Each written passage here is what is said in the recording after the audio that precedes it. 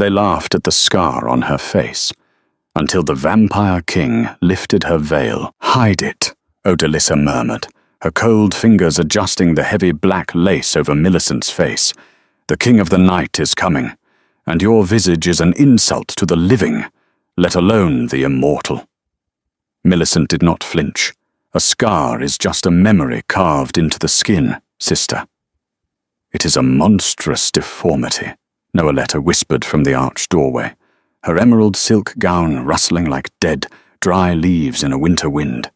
"Keep your head down tonight. If they laugh, let them laugh. Better their cruel amusement than his sudden wrath." But the vampire king did not come to their gilded halls for amusement. He came hunting for a violent truth buried beneath the silk. The grand hall of Highbrook Manor smelled of dying roses and desperate ambition. It was a cavernous space, walled with mirrors that reflected the flickering light of 1,000 tallow candles, creating an illusion of infinite, trembling gold. Yet beneath the veneer of wealth, the air was stale. The Highbrook family was bleeding coin, their once impenetrable political armor rusting under the weight of bad trade and worse wars. Tonight was their salvation, or their slaughter. Millicent stood in the shadows of the musician's alcove, a ghost draped in charcoal velvet. Over her face hung a veil of dense Chantilly lace, pinned securely to her dark hair. It was a suffocating barrier, smelling faintly of mothballs and Odalissa's cloying lilac perfume.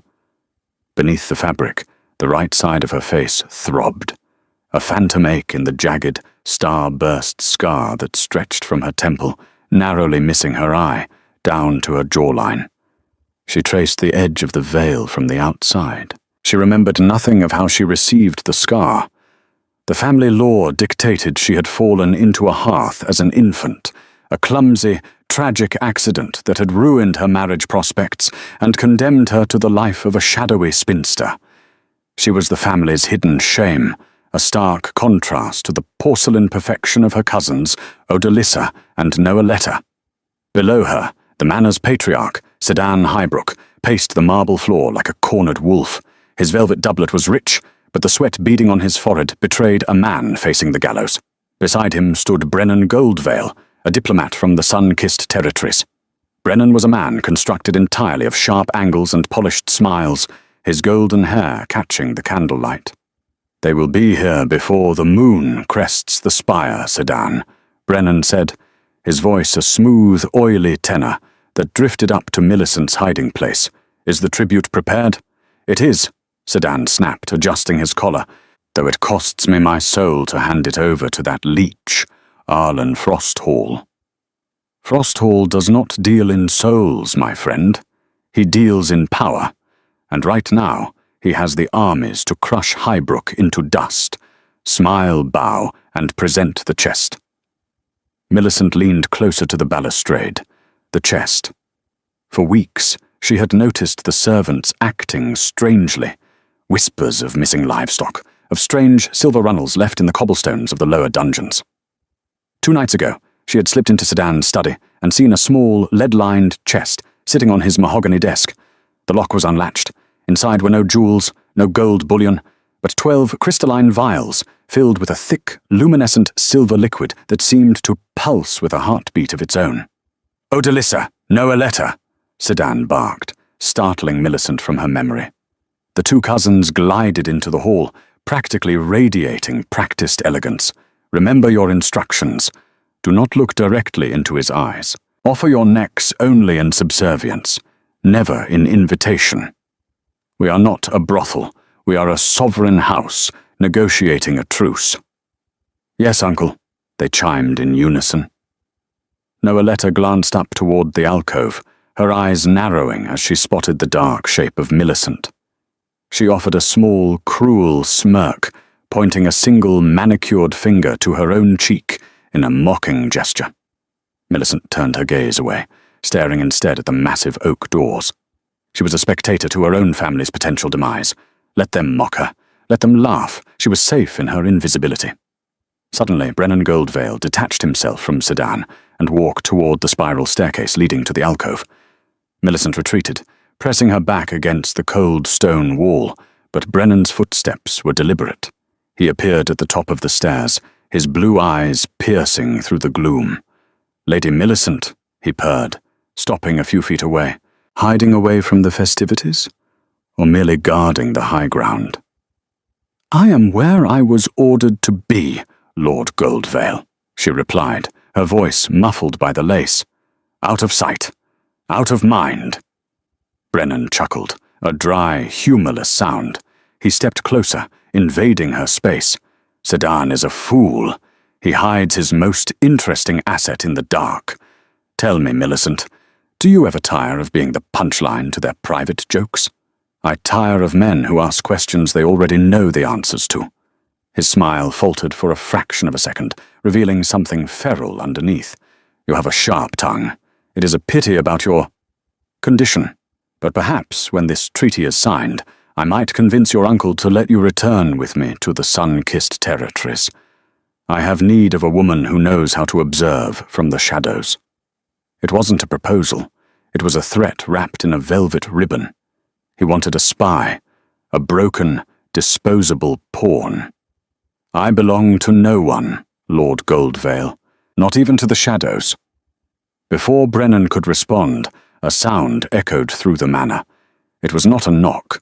It was the grinding screech of the massive iron gates outside being forced open, groaning against their hinges.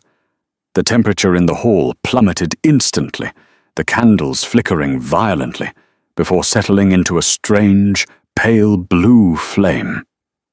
Brennan stepped back, his face draining of color. He looked at Millicent, his eyes wide. "He is here," Brennan whispered. But it wasn't fear in his voice. It was anticipation. As he turned to rush down the stairs, Millicent caught sight of a dagger strapped to his inner forearm. A dagger not forged of steel, but carved entirely of petrified sunlight, a weapon designed specifically to turn an immortal to ash. The heavy oak doors of the grand hall did not open. They were blasted inward by an invisible, suffocating pressure. The wood splintered with a deafening crack, silencing the murmurs of the Highbrook court.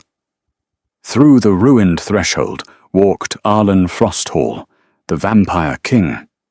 He was not surrounded by an army, nor did he ride a beast of nightmare. He walked alone, flanked only by 2 silent guards wrapped in coats of wolf fur. Yet his presence filled the cavernous room like a rising flood. Arlen was tall, his movements possessing a fluid, predatory grace that made the humans around him look like stumbling children. His hair was the color of a starless midnight, framing a face of agonizing, unnatural perfection. But it was his eyes that stole the breath from the room. They were rings of shattered silver, cold and unblinking, reflecting a world of violence long forgotten by mortal men. He wore a simple coat of black velvet and a high-collared shirt, devoid of the ostentatious jewels Sedan favored. He did not need wealth to command authority. He was authority. Sedan Highbrook dropped to one knee, a shaky, unpracticed motion.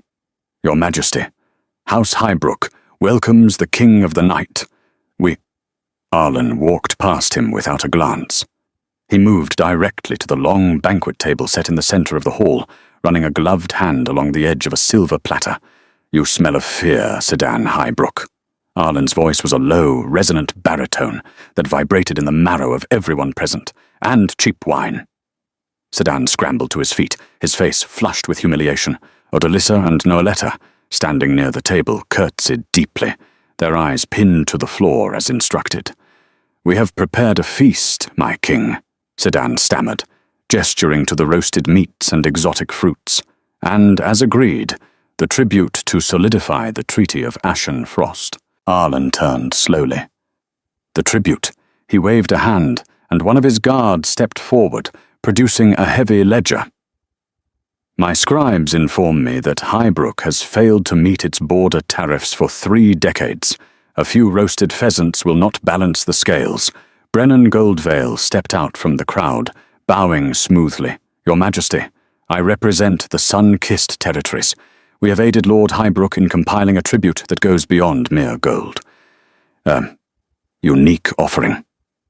Millicent watched from above, her breath catching. Brennan was pushing Sedan into a corner. Sedan shot Brennan a panicked look before motioning to a servant. The servant rushed forward with the lead-lined chest Millicent had seen in the study. With trembling hands, the servant unlatched it and opened the lid. The pale blue candlelight caught the crystalline vials. The silver liquid inside pulsed rhythmically. Arlen's silver eyes locked onto the chest. For the first time, a flicker of emotion crossed his impassive face. Not greed, but a terrifying, absolute fury. "Where did you get this?" Arlen's voice dropped to a whisper that echoed like thunder. Sedan swallowed hard, misreading the king's reaction for awe. "It is the blood of a fallen star weaver, Your Majesty. Extracted over years from a captive we found, wandering the eastern wastes. We know your kind prizes the blood of the ancients. It grants daytime walking, does it not?" Millicent gripped the balustrade. A captive? Extracting blood for years? The atrocities hidden beneath her family's roof were worse than she could have imagined. But Arlen did not look pleased. He took a slow, deliberate step toward Sedan. The temperature dropped another 10 degrees. Frost began to spiderweb across the mirrors in the hall. "You bled a star weaver like a dairy cow," Arlen stated, the words devoid of inflection. Brennan, sensing the shift in the atmosphere, quickly intervened. "Lord Highbrook means to say, it is a gift of unparalleled value, symbolizing his submission." "Quiet," Arlen commanded. The force of the word threw Brennan backward a full step. Sedan, desperate to break the suffocating tension and desperately trying to reassert his control, looked wildly around the room. His eyes darted to the musician's alcove. A cruel, desperate idea formed in his panicked mind. If the king was angered by their serious tribute, perhaps a distraction, a display of Highbrook's own self-deprecation, would appease him. It was a vile tactic he used in court, offering up the weak to save the strong. "My king, please," Sedan laughed nervously, a high, grating sound. "If the tribute displeases you, allow us to offer you a jest, a token of our household's humility. We are but broken things before you. Look. Look upon our ruined prize." Sedan pointed a trembling finger directly at the alcove. "Bring her down." Two guards, eager to follow Sedan's orders and escape the king's terrifying gaze, rushed up the stairs. Millicent tried to back away, but they grabbed her arms roughly, dragging her down the spiral staircase. Her heavy velvet dress caught on the steps. She stumbled, landing harshly on the marble floor at the foot of the banquet table. "This is my niece, Millicent," Sedan announced, his voice tinged with a manic desperation, hidden away so as not to offend the delicate sensibilities of our guests. "Show the king, girl. Show him what a true monster looks like." Odalissa and Noeletta could not contain themselves. Despite the terror of the vampire king, their lifelong habit of cruelty broke through. A sharp, mocking giggle escaped Noeletta's lips. It was contagious. Several sycophants in the crowd, eager to align with Sedan's desperate jest, joined in. A ripple of nervous, cruel laughter spread through the hall. Millicent knelt on the cold floor, her head bowed, the thick black veil obscuring her face. The laughter washed over her like acid. She closed her eyes, waiting for the king's mockery to join them, waiting for the final humiliation. Crack. The sound was sharp as a gunshot. The crystal wine goblet Arlen had picked up moments before shattered completely in his gloved hand. The laughter died instantly, choked in the throats of the courtiers. Millicent opened her eyes beneath the veil. Through the black lace, she saw droplets falling from Arlen's clenched fist onto the pristine marble. But the liquid wasn't the dark crimson of human blood. It was glowing, luminescent silver, the exact same color as the blood in the vials. The silence in the hall was absolute, heavy, and pregnant with the promise of death. The only sound was the steady drip, drip, drip of the vampire king's silver blood hitting the floor. Arlen Frosthall did not look at his bleeding hand. He did not look at the shattered glass, nor at Sedan Highbrook, whose face had gone the color of spoiled milk. He looked only at the kneeling figure in charcoal velvet. Slowly, deliberately, Arlen began to walk toward Millicent. The two guards flanking her scrambled backward, tripping over their own boots to get away from the immortal. Arlen's footsteps were silent on the marble, yet the ground seemed to shudder with every step he took. Millicent's breath hitched. She kept her head down, her vision restricted to the hem of his black coat and the tips of his polished boots stopping mere inches from her knees. She expected a strike. She expected him to demand her death for the insult her uncle had presented. Instead, a cold, impossibly gentle hand touched her chin. Through the thick lace, she felt the chill of his skin. He tilted her face upward. "They laugh," Arlen said softly, his voice meant only for her, yet carrying to the furthest corners of the frozen hall. "They laugh at a veil, not knowing what fire it contains." Sedan found a shred of his voice. "Your Majesty, she is disfigured. A childhood accident. Please do not soil your hands. If you speak again, Sedan Highbrook," Arlen said without breaking his gaze on Millicent, "I will pull your spine through your throat." Sedan choked on his own breath and fell utterly silent. Arlen's ungloved hand, the one not bleeding silver, moved to the side of Millicent's head. His long, pale fingers found the pin securing the black lace. He didn't rip it off. He didn't snatch it away in disgust. He unclasped the pin with the reverence of a priest unveiling a sacred relic. The heavy Chantilly lace slid away, falling to the marble floor like a dead crow. The harsh, blue-tinted candlelight hit Millicent's face. The left side was pale, aristocratic, untouched. The right side bore the massive, jagged scar, a raised lattice of white and pale pink tissue that crawled from her temple down to her jaw. In the crowd, Odalissa gasped softly in performative horror. Arlen Frosthall did not gasp. He did not sneer. He dropped slowly to one knee, bringing himself to her level. His silver eyes roamed over the ruined flesh of her cheek. A childhood accident, Arlen mused, a dark, terrible smile playing at the corners of his mouth. He brought his hand up and lightly, barely grazing the skin, traced the air just millimeters above the jagged lines of her scar. As his finger moved, an electric shock shot through Millicent's skull. The phantom pain she had endured for 20 years vanished, replaced by a sudden, terrifying warmth. To her utter shock and the horror of the observing crowd, the scar tissue began to emit a faint, pulsing, silvery glow, matching the exact rhythm of the blood dripping from Arlen's other hand. "They told me the Starfall lineage was extinguished," Arlen whispered, his silver eyes locking onto her wide, terrified brown ones. "They told me I was the last to carry the celestial fire. Yet here you stand, little bird, bearing the mark of the old gods, a mark I left to seal your life to mine." Millicent's mind reeled. The memories, buried under years of trauma and family lies, suddenly breached the surface of her mind. Fire, a burning carriage, a pale boy with silver eyes pulling her from the wreckage, pressing his bleeding wrist to her dying, burnt face to heal her, leaving behind a scar of immortal energy. He had saved her. He was the reason she lived. "You," Millicent breathed, her voice trembling. "I have spent 2 centuries looking for the girl who took half my soul," Arlen said, his voice raw with an emotion that stripped away his predatory facade. Before Millicent could process the gravity of his words, a shift in the shadows caught her eye. Behind Arlen, Brennan Goldvale had moved with unnatural speed. The diplomat's facade was gone.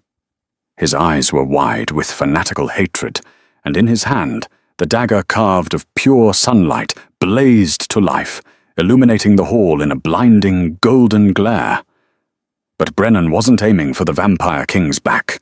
He was lunging directly over Arlen's shoulder, the blinding blade aimed straight for the glowing silver scar on Millicent's face. Time seemed to fracture into jagged, agonizingly slow shards. Millicent saw the golden death descending toward her face. The dagger of petrified sunlight, wielded by Brennan Goldvale, hummed with a violent, searing frequency that tasted like ozone and burnt sugar on the back of her tongue. Brennan's face was twisted into a mask of righteous zealotry. He wasn't merely a diplomat. He was a zealot of the solar ecclesia, an ancient order sworn to eradicate the Starweavers and the vampires who coveted them. He had intended to assassinate the Vampire King tonight, but seeing the glowing scar, the undeniable proof of celestial blood mingling with immortal magic, he had shifted his target. Millicent was the greater threat. The blade was mere inches from her glowing cheek when the air pressure in the room imploded. Arlen Frosthall did not turn. He did not draw a weapon. With a speed that defied the laws of physics, he simply reached up over his own shoulder. Hiss! A sickening sound of searing flesh echoed through the grand hall. Arlen's bare, pale hand wrapped around the glowing blade of the sun dagger. The holy weapon, designed to turn any creature of the night to instantaneous ash, sank into his palm, illuminating his veins with a horrifying, molten gold light. Smoke, smelling of burning sage and ancient dust, billowed from his grip. Brennan let out a triumphant roar, pushing his weight into the hilt, expecting the Vampire King to crumble. Arlen did not crumble. He did not even scream. His silver eyes remained locked on Millicent, a terrifying calm radiating from him. "Sunlight," Arlen whispered, his voice a glacial rumble, "is merely a star that has forgotten its distance." With a sickening crunch, Arlen's fingers contracted. The unbreakable dagger of petrified sunlight shattered into 1,000 useless, glowing fragments, falling like dying embers around Millicent's knees. Brennan stumbled forward, propelled by his own failed momentum, staring at his empty, vibrating hands in absolute shock. "Impossible," he gasped, backing away. "The texts, the Ecclesia swore." Arlen finally stood, towering over the terrified diplomat. The horrific burn on his palm was already knitting itself back together, the silver blood acting as an instantaneous celestial solder. He moved so fast he was merely a blur of black velvet. In the next heartbeat, Arlen's hand was clamped around Brennan's throat, lifting the man effortlessly off the marble floor. Brennan kicked wildly, his polished boots scraping against the stone. "The Ecclesia sent a boy to do a god's work," Arlen sneered, his fangs fully extending, sharp and pearlescent in the dim light. "You wanted to extinguish a star weaver, Gold Veil. You have only succeeded in waking the wrath of the frost." "Monster," Brennan choked out, his face turning a mottled purple. "She is an abomination, a corruption of the light."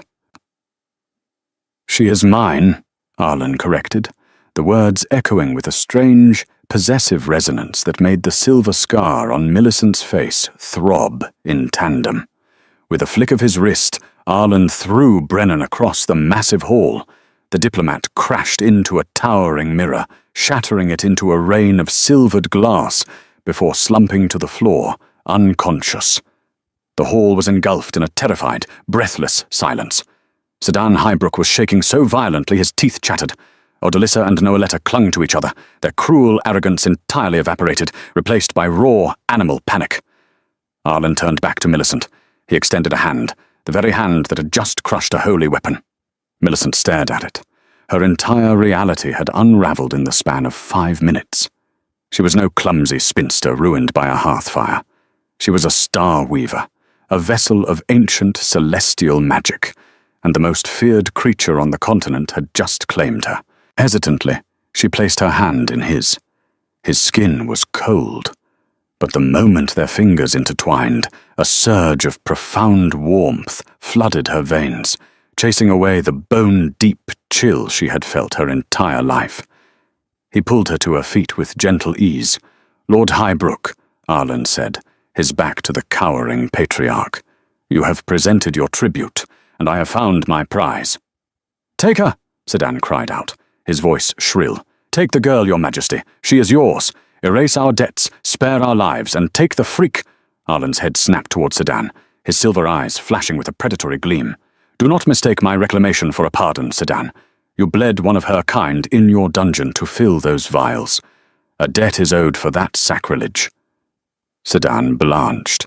We did not know she was one of them. The captive in the dungeon. She is a feral thing. A mad woman we found in the woods. "Show me," Arlen commanded, his voice leaving no room for negotiation. "Take us to the captive, now!"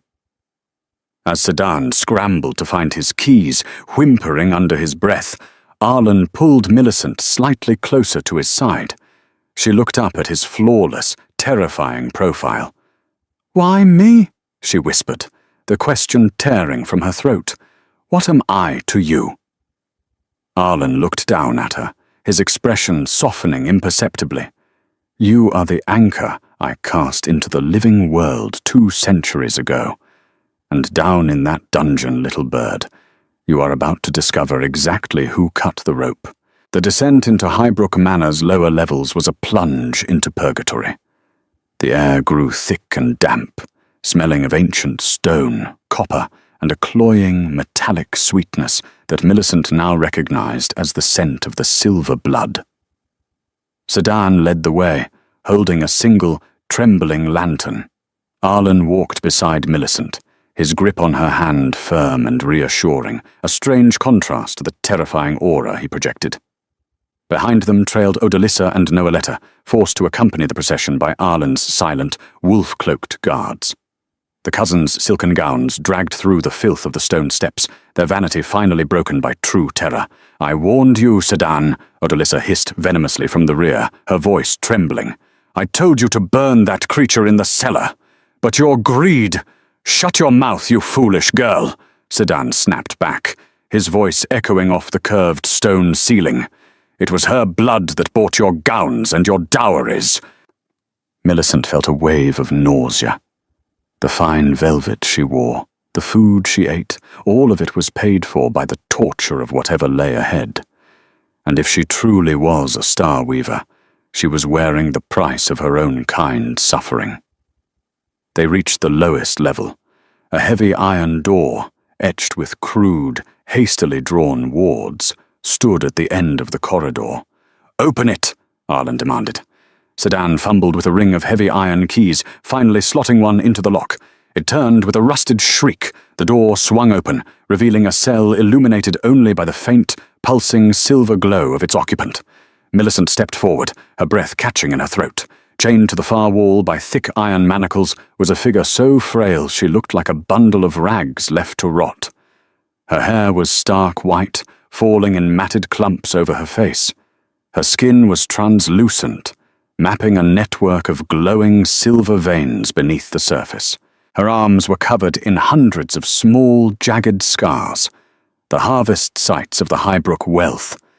"You monsters," Millicent breathed, tears stinging her eyes. She pulled away from Arlen and rushed into the cell, dropping to her knees before the chained woman. "Don't touch her, Millicent," Sedan warned frantically. "She bites." Millicent ignored him. She reached out, her trembling hands hovering over the woman's scarred arms. "I'm so sorry," she whispered. "I didn't know." At the sound of her voice, the captive's head snapped up. Her eyes were milky white, blind with cataracts, but they locked onto Millicent with uncanny precision. The woman inhaled sharply, her nostrils flaring. "The scent of the burning star," the old woman rasped, her voice sounding like dry leaves crushed underfoot. "I smell the ash. I smell the frost." "I am here," Arlen said, stepping into the cell, his presence filling the cramped space. The old woman let out a broken, cackling laugh that ended in a wet cough. "The Vampire King. You took your sweet time, leech. 200 years to find the girl." Millicent stared at the woman, her heart hammering against her ribs. You know him. You know me." The captive strained against her chains, leaning toward Millicent. "No, you child, look at me. Look past the rot." Millicent peered into the ruined face. Beneath the grime and the exhaustion, the bone structure was hauntingly familiar. The high cheekbones, the slope of the nose. It was like looking into a distorted, aged mirror. "Mother," Millicent whispered, the word feeling alien on her tongue. Her mother had supposedly died in the same fire that scarred her. "Grandmother," the old woman corrected, a tear of liquid silver leaking from her blind eye. "I am Ilara, the last high priestess of the Star Weavers. I hid you, Millicent. When the Ecclesia came with their torches and their sunblades to slaughter our lineage, I hid you among the very mortals who would despise you. I altered your memories. I made you believe you were a broken, clumsy human. "You left me to be abused by them?" Millicent asked, gesturing to Sedan, her voice breaking. "You let them think I was a monster?" "It was the only way to keep you safe from the Sun Priests," Elara rasped, "and safe from him." She pointed a trembling, glowing finger at Arlen. Arlen's expression tightened. "I saved her life, priestess. When the Ecclesia set your carriage ablaze, I pulled her from the wreckage. I gave her my blood to heal the burns. I tied her soul to mine, so she would not fade." "You tied her to you so you could use her?" Elara spat, her voice suddenly booming with unexpected power. "Do not lie to the girl, Immortal. Tell her the truth of the blood bond." Arlen remained silent, his jaw clenching. Millicent stood up slowly, looking between her grandmother and the Vampire King. The warmth of Arlen's touch suddenly felt like a chain of its own. What truth? Arlen, what is she talking about? A Star Weaver, bonded to a vampire, does not just share life, Elara wheezed, her strength fading again. She amplifies his power tenfold. With you by his side, Arlen Frosthall can walk in the daylight. He can subjugate the entire continent. But the cost, oh, the cost, my sweet girl. Millicent took a step back, the silver scar on her face pulsing frantically. What is the cost? Elara's blind eyes seemed to pierce straight through Millicent's soul. To fuel him, your celestial light will be consumed. The more power he draws, the more of your humanity burns away. Eventually, you will not be a woman. You will be a weapon of pure, cold starlight. You will destroy everything you love until the fire consumes you from the inside out. Millicent looked at Arlen, her eyes wide with betrayal. The King of the Night looked away, unable to meet her gaze. The silence in the cell was deafening, broken only by a sudden, frantic shout echoing from the upper levels of the manor. "Fire! The manor is burning! Sunfire!" Chaos erupted in the Highbrook dungeon. The frantic screams from the upper levels filtered down through the stone, accompanied by the undeniable scent of burning wood and melting tapestries. But this wasn't ordinary smoke. It smelled acrid, sweet, and overwhelmingly pure. The scent of unleashed, weaponized sunlight. Brennan Goldvale had woken up. "He unleashed a solar flare," Arlen said, his voice dropping into a dangerous, lethal register. "A suicide artifact. The Ecclesia's final resort." "We are trapped," Sedan shrieked, pushing past his nieces to claw at the stone walls. "The sunfire cannot be extinguished by water. It will burn downward until it consumes the foundation." Odalissa and Noletta began to wail, dropping to their knees on the filthy floor. "Uncle, do something! Call your guards!" Odalissa sobbed, her emerald gown now stained with soot and grime. "The guards are already dead or fleeing," Arlen stated coldly. He turned to his own silent enforcers. "Break the chains. We take the priestess." With a single synchronized movement, the two wolf-cloaked vampires stepped forward and gripped Elara's iron manacles. With a sickening groan of bending metal, they ripped the chains from the stone wall. Elara collapsed forward, caught by the vampires before she hit the floor. "Arlen," Millicent said, her voice trembling, but remarkably steady amidst the panic. "Is it true? What my grandmother said? Did you bind me to use me?" Arlen paused. The air around him seemed to frost over, the silver in his eyes swirling like a blizzard. "I bound you because you were dying, Millicent. The power it grants me was a consequence, not the goal. I have searched for you to protect you, not to consume you." "Can I trust you?" she asked, the pulsing light of her scar casting long shadows in the dim cell. "You have no one else to trust," Arlen replied softly. "The mortals despise you. The Ecclesia wants to burn you. I am the only one who sees you as a queen, not a curse." A violent shudder rocked the dungeon. Dust and loose stone rained from the ceiling. The heat was becoming oppressive, baking the damp air. "We must leave, now," Arlen commanded. He reached out and grabbed Millicent's arm, pulling her towards the corridor. As they ran up the stone stairs, the heat intensified. By the time they reached the Grand Hall, the manor was an inferno. But the fire was not red or orange, it was a blinding, pure gold.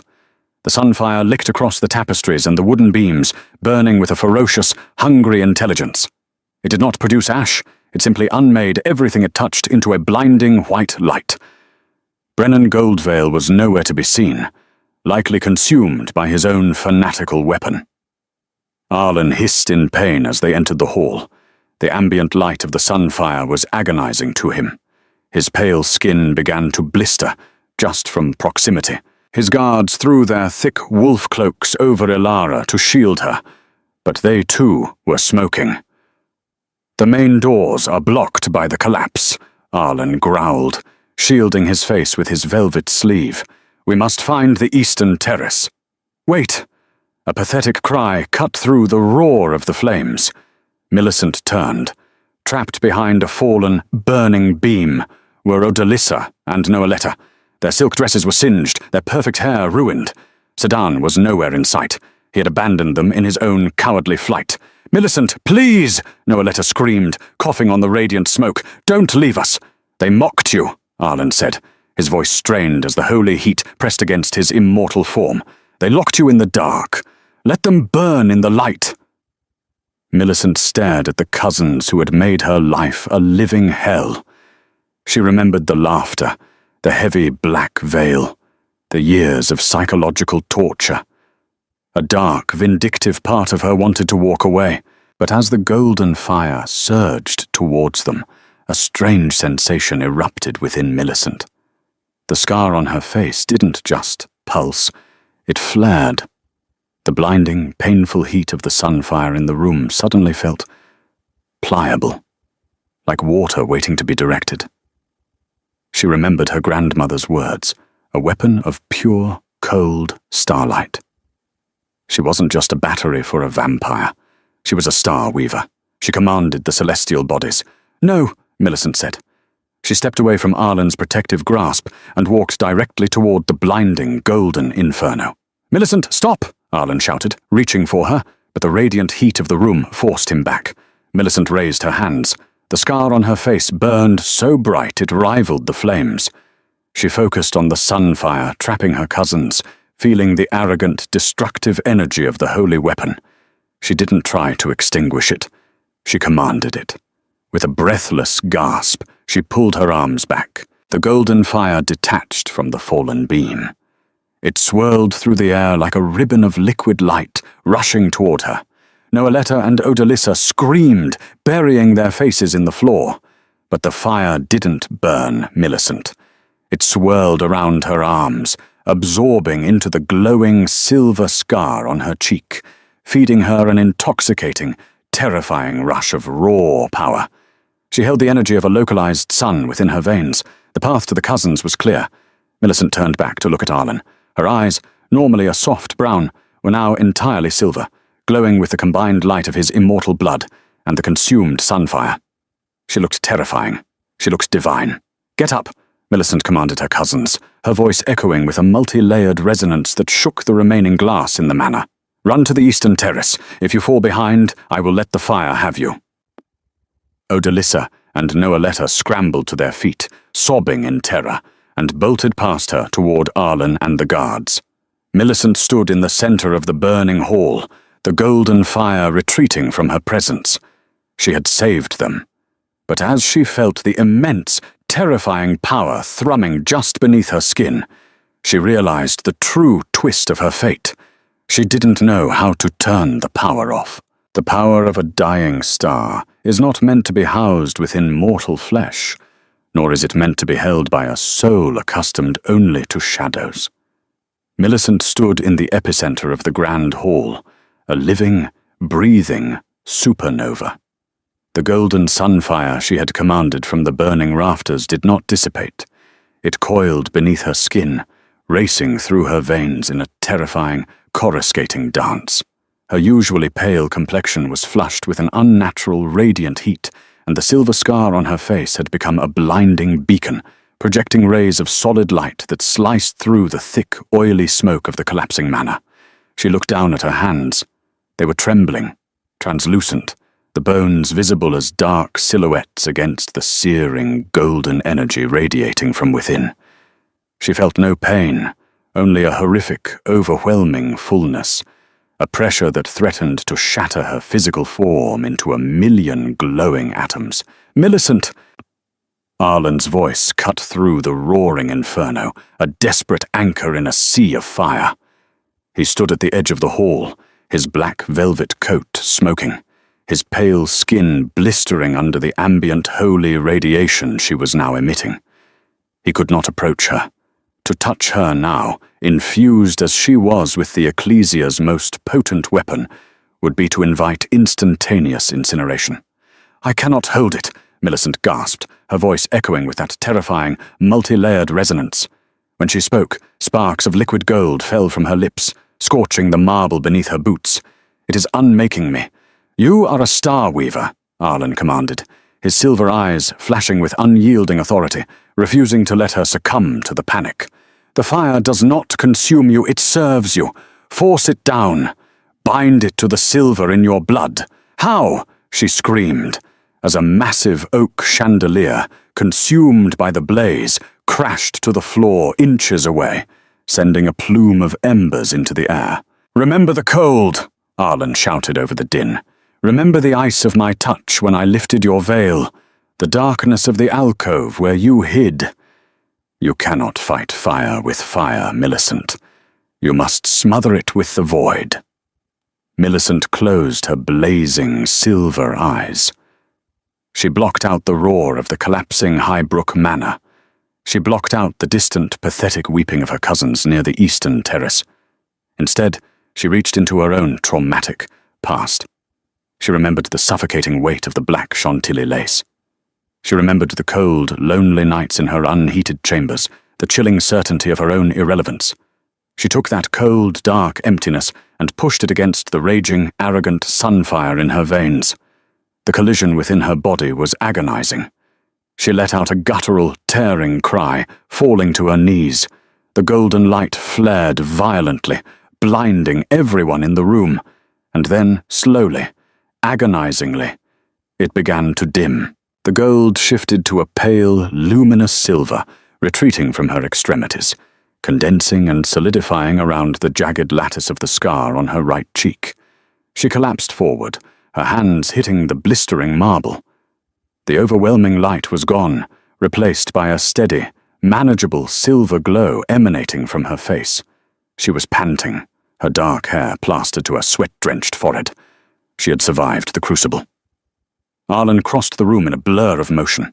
Ignoring the residual heat radiating from her skin, he wrapped his arms around her, hauling her up against his chest. His touch was freezing, a blessed, agonizing relief against her fevered skin. "We leave!" Arlen growled to his guards, who were supporting the frail, silent form of Ilara. They moved with supernatural speed, bursting through the shattered glass of the eastern terrace just as the ceiling of the grand hall finally gave way in a catastrophic shower of stone and fire.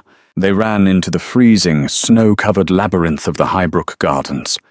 The night air was a sharp knife against Millicent's lungs, but she welcomed it. They reached the edge of the estate, where a massive carriage made of blackened iron and pulled by 4 monstrous, heavily armored shadow steeds waited in the gloom. Odalissa and Noeletta were huddled near the wheels, shivering in the snow, their silk gowns ruined, their faces streaked with soot and terror. As Millicent approached, leaning heavily on the Vampire King, her cousins flinched away, dropping their gazes to the blood-stained snow. They did not see the clumsy spinster anymore. They saw a god of destruction. "Go," Millicent whispered to them, her voice hoarse, devoid of pity or vengeance. "Run to the capital. Never speak my name again." The cousins did not hesitate. They scrambled away into the dark woods, vanishing into the obscurity they had once condemned her to. Arlen lifted Millicent into the carriage, settling her onto the plush velvet seats before helping the guards load Ilara. As the carriage lurched forward, thundering away from the burning ruin of her past, Millicent leaned her head against the cold glass of the window. "We are safe," she murmured, watching the distant orange glow of Highbrook Manor fade into the tree line. Ilara, slumped in the opposite corner, let out a dry, rattling cough. Her blind, milky eyes stared directly at Millicent. "Safe?" The old priestess wheezed, a bitter smile twisting her scarred face. "Child, you did not just absorb the sunfire. You conquered it. You assimilated the Ecclesia's holy resonance." Millicent felt a cold knot form in her stomach. "What does that mean?" Arlen stared out the window into the pitch-black night, his jaw clenched so tightly the muscles jumped beneath his pale skin. He answered for her. "It means," Arlen said softly, "that to every sun priest and paladin across the continent, you are no longer a hidden myth. You just lit a beacon in the dark that every fanatic in the world can see. They are not coming for me anymore, Millicent. They are coming for you." The citadel of Ashen Frost was not a castle. It was a mountain carved into a weapon. It rose from the jagged peaks of the northern wastes like a spear of black ice, piercing the low-hanging, perpetually grey clouds. There were no torches, no banners, only the sleek, terrible geometry of a fortress designed to withstand eternity. As the iron carriage rattled over the drawbridge of petrified bone, Millicent felt the sheer, crushing weight of Arlen's domain. Inside, the citadel was a labyrinth of vast libraries, astronomical observatories, and silent, echoing halls, lit only by the luminescent moss that clung to the high vaulted ceilings. The vampires here were not the feral blood drinkers of mortal nightmares. They were scholars, warriors, and silent watchers, moving like shadows among towering stacks of ancient, decaying scrolls. For 3 days, Millicent rested in a chamber of black marble, the fever of the sunfire slowly ebbing from her bones. The silver scar on her face no longer throbbed with agony, but it pulsed with a steady, rhythmic light, a physical manifestation of her celestial heartbeat. On the 4th night, she demanded to see her grandmother. She found Elara in one of the lower archives, lying on a bed of furs. The old priestess looked worse. The proximity to the citadel's intense, ancient dark magic was draining the last dregs of life from her fragile frame. Arlen stood by the arched window, his back to the room, looking out over the frozen wastes. "You are stronger," Elara rasped as Millicent knelt beside her. "I can hear the star song in your blood. It is loud, too loud." "I can control it," Millicent said, though she wasn't entirely sure. "I won't let it consume me." Elara's blind eyes rolled toward Arlen's silent silhouette. "You must sever the bond, Millicent, the connection between your celestial light and his immortal void. If the Ecclesia arrives, and they will, he will use your power to slaughter them all. He will turn you into the very monster they claim we are." "The Ecclesia slaughtered our kind, grandmother," Millicent countered, a flash of defensive anger rising in her chest. "They tried to burn me in a carriage when I was a baby." "Did they?" Elara whispered, her voice dropping to a chilling, conspiratorial hiss. "Ask him, child. Ask the King of the Night how the Ecclesia knew exactly where our hidden coven was that night. Ask him who sent the coordinates to the Sun Priests." The silence in the room became absolute. The ambient hum of the citadel seemed to cease. Millicent froze. She looked up slowly at Arlen's broad back. "Arlen?" He did not turn around immediately. When he finally did, his face was a mask of carved marble, utterly devoid of emotion. Yet his silver eyes were turbulent oceans of regret. "I sent the missive," Arlen stated. The words were a physical blow to the room. Millicent stood up, stumbling back a step. You brought the Ecclesia to us. You caused the fire." "I brokered a temporary truce with the solar Ecclesia 2 centuries ago," Arlen explained, his voice flat, analytical, masking the horrific truth. "A localized strike. I gave them the location of the Starweaver Coven in the Eastern Valley." "Why?" Millicent's voice cracked. "The man who had saved her, the man who had pulled her from the wreckage, was the architect of her destruction. Why would you do that?"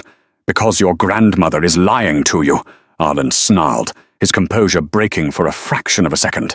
He pointed an accusatory finger at the dying woman on the bed. "Tell her, Elara. Tell her what the peaceful Star Weavers were planning. Tell her about the Ascension Rite." Elara bared her ruined teeth, looking suddenly less like a victim and more like a cornered predator. It was our right. The mortals had poisoned the earth, and the vampires were a plague upon the night. We were going to cleanse it all in holy fire. Arlen looked back at Millicent, his expression grim.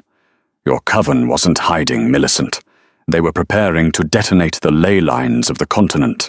They were going to trigger a cataclysm of celestial energy that would have reduced half the world, mortal and immortal alike, to glass and ash.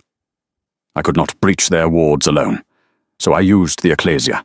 I aimed the fanatics at the zealots to save the world. But you didn't save the world, Millicent whispered, tears of silver tracing down her unscarred cheek. You just burned my family. I did not know there were children in the compound, Arlen said, his voice dropping to a desperate, ragged whisper. He closed the distance between them, falling to one knee before her, ignoring the flinch she gave as he approached. When I saw the carriage burning, when I saw you inside, screaming, the weight of my arrogance broke me. I dragged you out. I gave you my blood to stop the flames. I tied your dying soul to mine because I could not bear to be the executioner of an innocent. He looked up at her, laying his soul bare. I have spent 200 years trying to make amends for a tactical decision that cost you everything. I did not find you to use you, Millicent. I found you so I could finally face my judgment. Millicent looked down at the Vampire King, kneeling at her feet. The neat, clean narrative of heroes and villains had collapsed. The ecclesia were murderous fanatics. Her own ancestors had been genocidal zealots, and Arlen, the terrifying king of the night, was a monster, born of a terrible, necessary compromise. Before she could speak, before she could decide whether to forgive or destroy the man at her feet, a deafening horn blasted through the citadel. It was a sound that vibrated the very bedrock of the mountain, a harsh, brassy wail that smelled of burning ozone. Arlen stood up instantly, the vulnerability vanishing from his face, replaced by the lethal, calculating mask of the warlord. They are here, Arlen said, looking towards the window.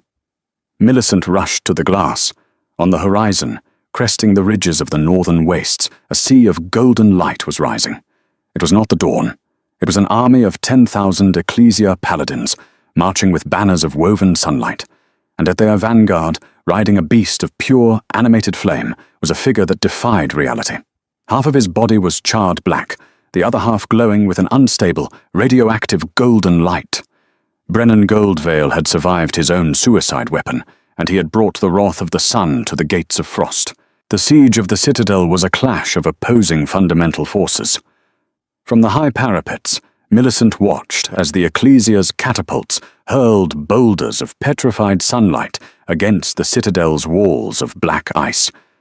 The impacts created blinding explosions, momentarily turning the night into agonizing, burning day.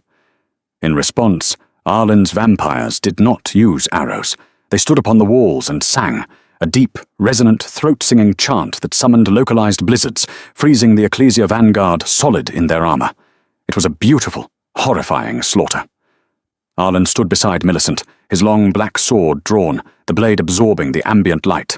I must join the vanguard, he said, his voice calm amidst the chaos. Goldvale's presence is disrupting our wards.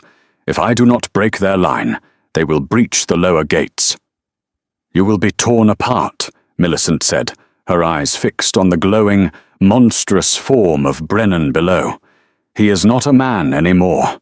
He is an avatar of the flare. I am the king of the night, Arlen replied softly. My existence has been borrowed time since the night I pulled you from the fire. Stay here. If the walls fall, use your light to escape. Do not let them take you. He turned to leave, but Millicent grabbed his arm. The silver scar on her face flared violently. I am done hiding, she said, her voice carrying that strange, dual resonance.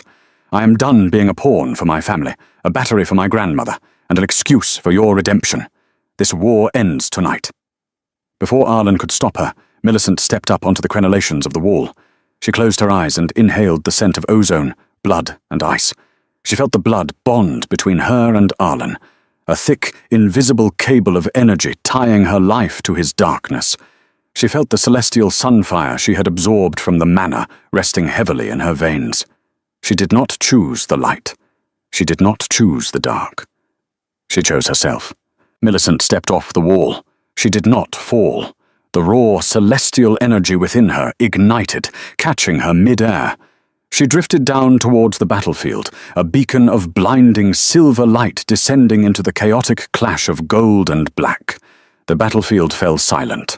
The paladins stopped swinging their weapons. The vampires ceased their chants. All eyes turned upward to the terrifying angelic figure floating to the earth. Brennan Goldvale spurred his beast of flame forward, pointing his warped, glowing sword at her. "The abomination!" he roared, his voice sounding like grinding gears. "Burn her from the sky!" "Silence," Millicent commanded. She landed softly in the snow between the two armies. She raised both hands. In her right hand, she summoned the stolen sunfire, a sphere of blistering, arrogant gold. In her left, she drew upon the blood bond with Arlen, pulling the freezing, absolute zero void of the vampire curse into a sphere of pure, devouring black. The strain was unimaginable. Her body was the conduit between the birth of a star and its inevitable, crushing death. The scar on her face cracked, bleeding not silver, but a strange, pearlescent liquid. "You fight for supremacy!" Millicent's voice boomed across the frozen wastes, a sound that forced both paladins and vampires to their knees. "You fight to eradicate the other, but light requires the shadow to have shape, and the shadow requires the light to exist." She looked up at the wall, meeting Arlen's terrified silver eyes. She smiled, a sad, knowing expression. "I free you, Arlen Frosthall," she whispered, though he heard it perfectly. "I free you from your guilt, and I free myself from your curse." With a scream that shattered the low-hanging clouds, Millicent slammed her two hands together. She smashed the sunfire into the void. The resulting explosion was not an expanding fireball, but an implosion, an eclipse born on the earth, a shockwave of twilight, neither burning nor freezing, but a perfect, neutralizing grey, swept across the battlefield. When the wave hit the Ecclesia paladins, their weapons of petrified sunlight dissolved into harmless dust, and the fanatical rage was stripped from their minds, leaving them bewildered, exhausted mortals in the snow. When the wave hit Brennan Goldvale, the unstable sunfire animating his ruined body was extinguished, and he collapsed, finally allowed to die. And when the wave swept over the citadel, rolling over the vampires, it did not burn them to ash. Instead, the monstrous hunger in their eyes faded. The deathly pallor of their skin warmed. They were not made human, but the parasitic curse of their immortality was severed. They were untethered from the darkness. Millicent fell to her knees in the center of the silent battlefield. The blinding light of her scar had faded entirely. It was no longer a glowing brand of magic, nor an ugly, jagged wound. It was just a smooth, faint, pearlescent line tracing down her cheek, a testament to what she had survived. Footsteps crunched in the snow. Arlen approached her. He had dropped his sword. He looked different. His silver eyes were now a deep, storm cloud grey. He reached down and took her hand. His skin was no longer freezing. It was warm. "What did you do?" he whispered, pulling her to her feet, his voice trembling with a terrifying, beautiful awe. "I didn't choose a side," Millicent breathed, leaning against him, feeling the steady, mortal rhythm of his newly beating heart. "I broke the board. They did not rebuild the broken crowns, nor did they relight the pyres of old fanaticisms. The citadel of ashen frost became a sanctuary of twilight, a place where the sun could rise without burning, and the night could fall without fear." Millicent never wore a veil again. She walked the world with her scar exposed, a sovereign of her own destiny, a woman who had swallowed a dying star and breathed out a new dawn.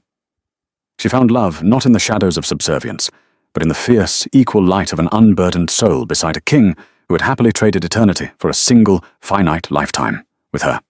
Their bond was no longer magic, it was choice, and in that choice they found the ultimate freedom. If you were captivated by Millicent's journey from a veiled outcast to the arbiter of light and dark, leave a like, share this story with your fellow fantasy lovers, and subscribe for more epic tales of unpredictable magic and cinematic destiny.